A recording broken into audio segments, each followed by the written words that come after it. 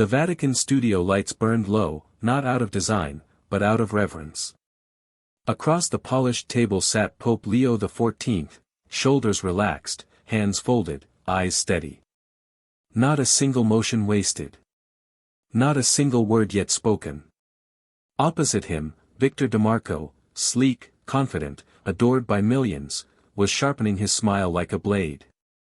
He had made a career of unraveling reputations in real time. Faith leaders. Politicians. Scientists. One question at a time. And today, he had chosen the Pope. This wasn't just an interview. It was theater, broadcast live to over 200 nations. A world disillusioned by institutions was waiting to watch a man in white robes squirm. Victor leaned in, voice smooth with hidden contempt. Your Holiness, some say the Church is obsolete. That you are more figurehead than moral compass. A symbol, not a shepherd. What do you say to that? Silence answered first. The kind of silence that doesn't stall, but studies. Then the Pope's gaze lifted. Not defensive. Not wounded. Just, unbearably clear. And what he said next didn't raise a voice. It didn't defend a doctrine. It didn't even belong to the rules of debate. It silenced the journalist. It silenced the room. And somewhere across the world, a boy in Lagos, a grandmother in Lisbon, and a cynic in Los Angeles, all forgot to blink. Because truth doesn't always shout. Sometimes, it breaks you open.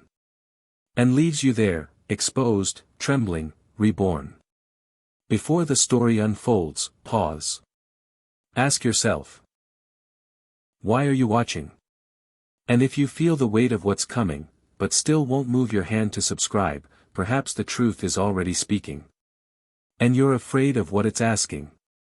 He was born Matteo Moretti, the son of a butcher in the outskirts of Palermo. His hands once carried bloodied aprons and bread for the poor before they ever touched sacred vestments.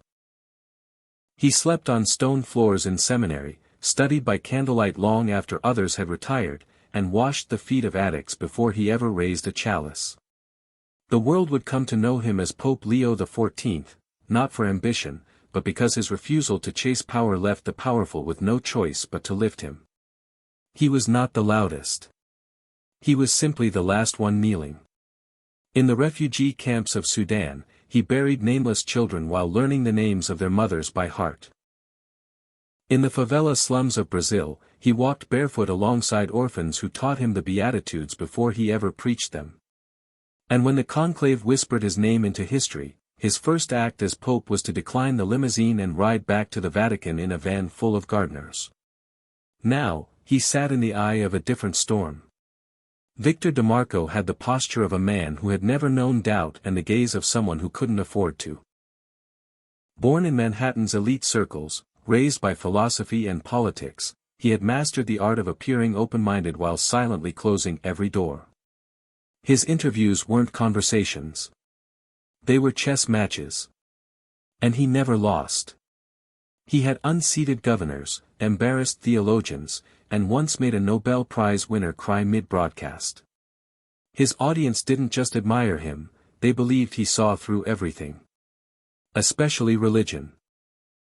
So when the network announced a 1-hour, uncensored interview with Pope Leo XIV, it was framed as a cultural reckoning. The promos read like battle invitations. Faith and reason, a global conversation for the future of belief. But in whispers. It was billed as a televised takedown. The old world, versus the new one. The setting was surgical in its symbolism. A glass-encased studio nestled within the Vatican itself, modern architecture piercing through ancient stone. Behind the men, through the curved window, loomed the dome of St. Peter's Basilica, watching like a silent witness to what was about to unfold. Across every continent, screens flickered to life. People gathered not for worship, but for spectacle. Some tuned in to see the Pope rise. Others came to watch him fall. But few came expecting to be undone themselves. The Church was not on fire, but it was on trial. The world had not stopped praying, but it had stopped listening. And for many, this interview was not just about one pope. It was about whether the soul still mattered. If you feel the world has forgotten its soul, subscribe now. And if you don't, enter the comments. What are you really resisting? Victor began as expected, not with fire, but with silk. Your Holiness, he said, his voice smooth, almost reverent. You've been praised for your compassion, your outreach to the margins. But there are those who wonder. In your efforts to modernize the Church, are you compromising its foundations? A gentle start. Respectful in tone. But behind the velvet was the dagger, modernization versus tradition. A frame that already suggested betrayal. Pope Leo's eyes did not flinch. He sat with his hands still folded, as though the question had been waiting for decades. Progress, he replied, voice like distant thunder, is not the enemy of faith. But faith must be its compass, or it forgets what it's moving toward. Victor smiled, small, tight. Beautifully said, he offered. But some argue your stance on migration, climate, even economics, aligns more with activists than apostles. Is the Church evolving into a political body? The Pope's gaze remained fixed, not on Victor, but through him. The Gospel, he said quietly, does not have borders. It does not ask where a man was born before deciding whether he is worthy of dignity. And when Caesar forgets the widow and the stranger, the Church remembers. The studio held its breath. There was no defense. No counterattack. Just truth, spoken without armor. Victor shifted. Not visibly, but inside. The question was meant to corner, to expose. Yet somehow, the answer made the frame feel small. Petty, even. Still, he pressed forward. Some theologians say your language invites confusion. That doctrine must remain unmoved or it becomes meaningless. Do you agree? The Pope's reply came without pause. A tree does not change its roots to weather the wind. But it must bend, or it will break. Silence stretched between them like glass. Unshattered, but under pressure. It was subtle. Not a knockout, but a shift. The Pope hadn't rebutted. He had reframed. He had taken the structure of the question and replaced its foundation, quietly, with something immovable. And Victor, for all his training, had noticed. He smiled again, but the smile no longer touched his eyes. If you felt the tension shift, subscribe. If you didn't, comment what you expected instead. And ask yourself why certainty sometimes grows nervous when it hears wisdom speak. Victor leaned back in his chair, the polite veil slipping just enough to reveal the edge beneath. His voice lowered, not in volume, but in temperature, a shift from curiosity to confrontation. With all due respect, he said, many wonder if compassion is being used to mask compromise. You speak of mercy, of openness. But isn't that the same language used by institutions to excuse failure? He didn't pause for breath. The smile had vanished. Let's be honest, he continued. The Church has been stained, by abuse, by silence, by centuries of power used poorly. And yet here you sit, draped in white, speaking as if innocence has returned. Does the world really need sermons from a seat of historical hypocrisy? The words landed like thrown stone. No need for shouting. The venom was in the framing. And still. The Pope did not react. His hands unfolded for the first time, fingers interlacing slowly, tenderly, as if preparing to hold something fragile. I once served in a village where men did not die in beds, he said. They died in the mud, with names no government had recorded. His voice was lower now, not weakened, but worn. One day, a mother brought me her son. 8 years old. Fevered, shaking. There were no doctors left. They had fled. No medicine. She placed him in my arms and said, if you must bury him, at least whisper a name over his body so he does not go to God unloved.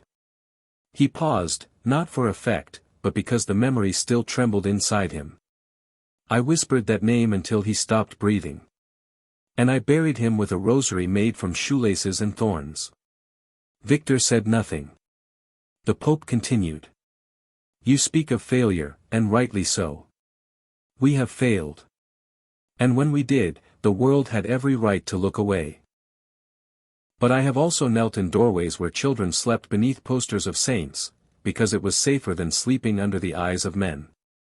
I have stood between guns and women and said nothing, only prayed, because I had no power except presence. He looked at Victor then, not as an opponent, but as a man. The gospel does not deny our sins. It demands that we carry them, exposed, into the light. The church is not innocent. But it is still accountable. And it is still alive. Silence again. But this time, it wasn't empty. It was full. Victor shifted. The chair creaked. The next question sat on his tongue like gravel. And the Pope, without warning, added, almost as an afterthought, politics divides. The gospel unites. Not by agreement, but by mercy. If something inside you stirred, subscribe now. And if not, why does compassion make you cynical? Comment below. The answer might say more than you think. Victor no longer leaned back. He leaned in. Whatever script he'd rehearsed was gone now, what remained was instinct, sharpened by ambition and the scent of an opening. He saw the moment for what it was, an opportunity not just to question a pope, but to expose the man behind the myth.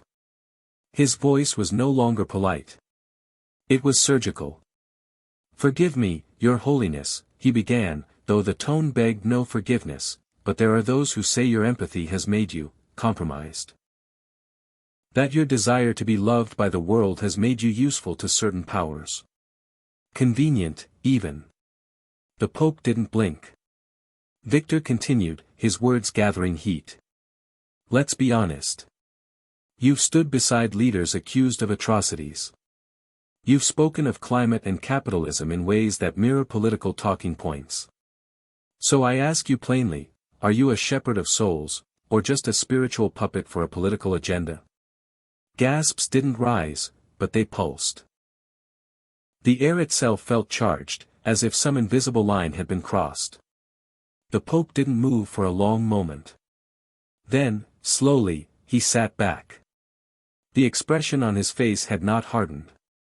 If anything, it had deepened, like weathered stone kissed by rain. He spoke. I've stood beside many men. Some guilty. Some hungry for redemption. I've broken bread with kings and street sweepers alike. And I've watched both weep when they thought no one saw. His voice dropped a note, softer, but heavier. You see proximity to power. I see proximity to suffering. Because the closer I get to those the world condemns, the more I find Christ already there, wounded, waiting to be noticed. He leaned forward, not confrontational, but confessional. You call it naive to protect the innocent. I call it sacred. A beat of silence fell so loud it rang. Do you know what it is to hold the hand of a trafficked child and have nothing to give her but presence?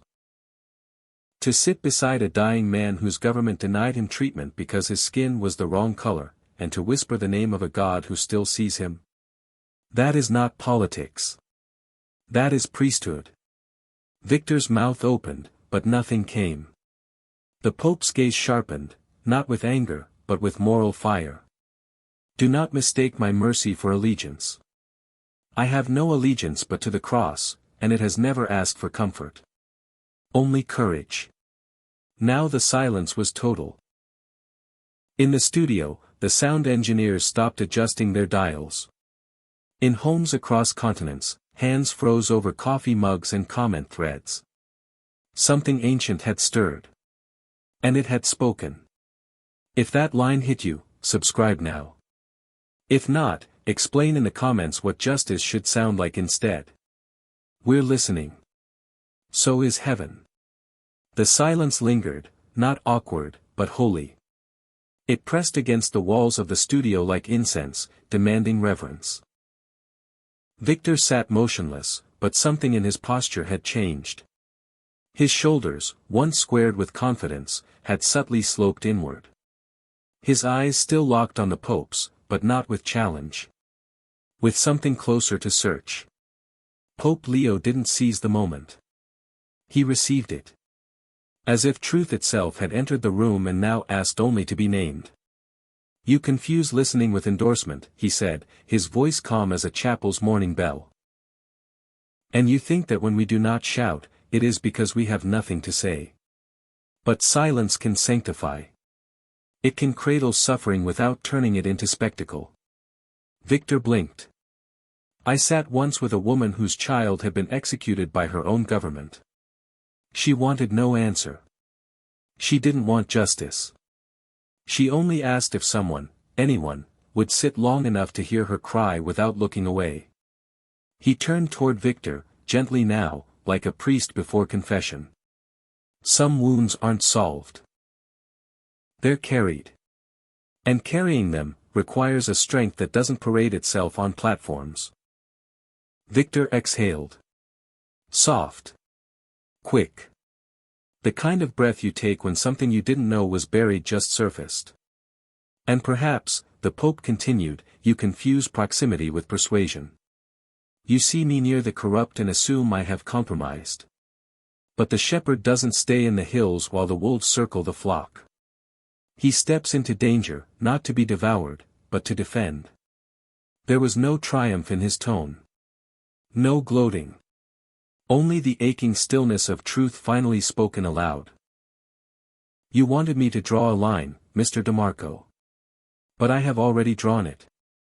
I drew it around the addicted, the trafficked, the imprisoned, the forgotten. And I dared to stand inside it. Victor looked down. Just once.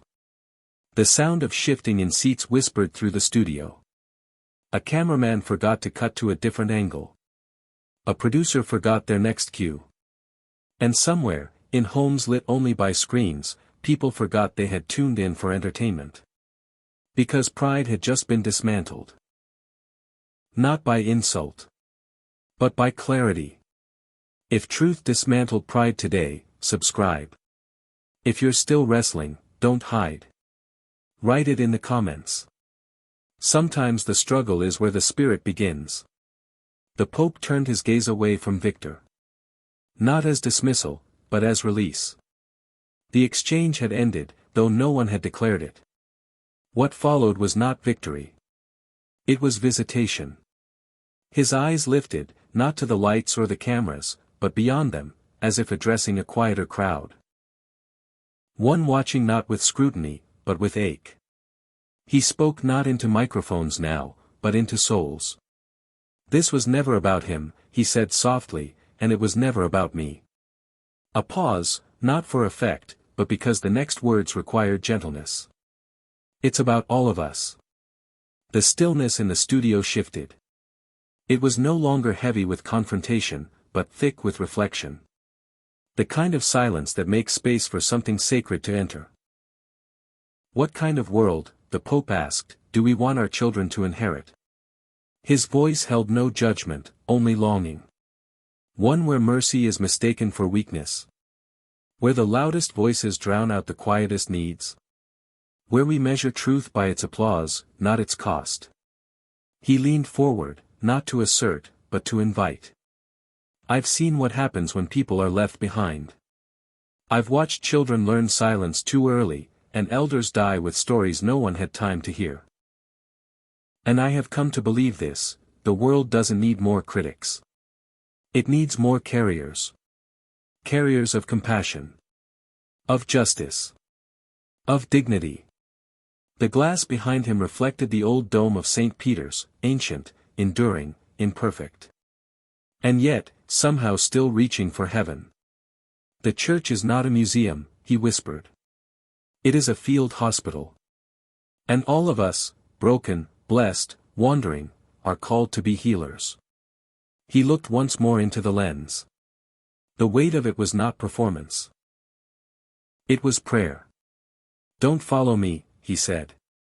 "Follow the one who kneels beside the wounded. The one who eats with the outcast. The one who forgives from a cross while bleeding." Then, softer still, "If you're waiting to be perfect before you believe again, you'll wait forever. Begin now. Just as you are. Subscribe not to follow a man, but to follow a message. And if your heart's not ready, leave a comment. What are you still holding back?" The room did not erupt in applause. It did not need to. What filled the air was not noise, but knowing. A quiet knowing that something sacred had passed through the space, unseen, but unmistakable. The cameras were still rolling, but no one dared speak. Even Victor DeMarco, polished and prepared, sat with his hands gently folded, like a man who had not lost, but been found in a place he never intended to visit. And the Pope, having said all that could be said, offered not a final word, but a final question. What would you have said in that room? Not as a critic. Not as a viewer. But as someone who has doubted. Failed. Loved. Hoped. Would you have defended faith, or doubted it? Would you have leaned in, or looked away? The dome behind him stood silent, as it had for centuries, bearing witness to empires that fell, saints who wept, and strangers who became disciples. And now, through the flicker of a screen, another witness was being called. You. The Pope bowed his head, not in exit, but in blessing. "May we all seek truth with humble hearts," he said. "And may those hearts, once opened, never forget what they've seen. Subscribe to God's message for souls, not for content, but for conviction. And if you still won't, tell us in the comments what you're afraid grace will show you. We are still here. And so is mercy."